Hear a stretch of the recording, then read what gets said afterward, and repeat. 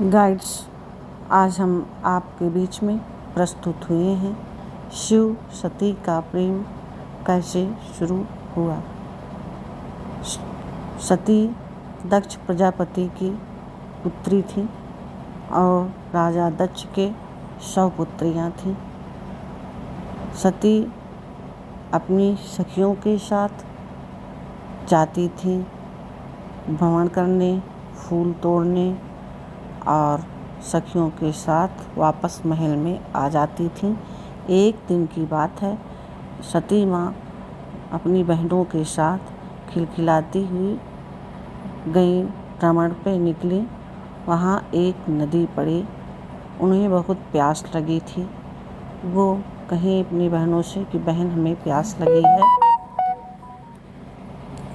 प्यास से के कारण वो नदी में उतरी और जैसे ही उन्होंने अपनी अंजलि नदी जल लिया नदी से, वैसे ही उनके हाथ में एक रुद्राक्ष आ गया।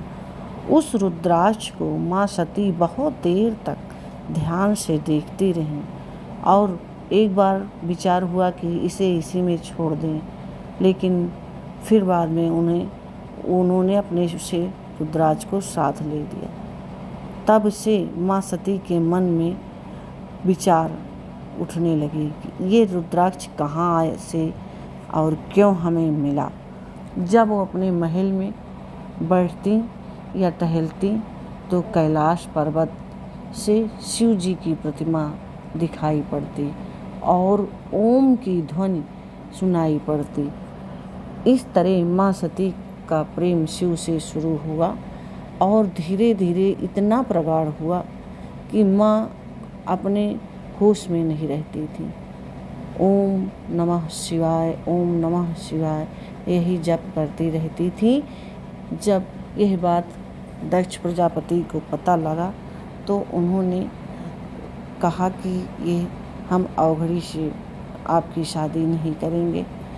एक बार की बात है, विष्णु यज्ञ हो रहा था तो शिव जी ने कि माँ सती का मन बदल जाए, उन्होंने कहा कि आप 108 कमल पर ओम विष्णुवे नमः लिखिए और कोई यदि कमल पर नहीं लिखा हुआ होगा तो आपको फिर जंगल में जाकर कमल का पुष्प एकत्रित करके आपको फिर से ओम विष्णुवे नमः लिखना पड़ेगा। माता रानी तैयार हो गई। उनको अन्न जल पान सब निर्जला गई, जंगल से कमल का पुष्प लाई 108। उसके बाद अब बैठकर ओम विष्णुवे नमः लिखें, लेकिन ओम नमः शिवाय, ओम विष्णुवे नमः लिखें, ओम नमः शिवाय। इसी तरह प्रक्रिया चलती रही। बाद में जब राजा ने देखा तो उन्हें बहुत गुस्सा आया, उन्होंने सारे कमल को फेंकवा दिया।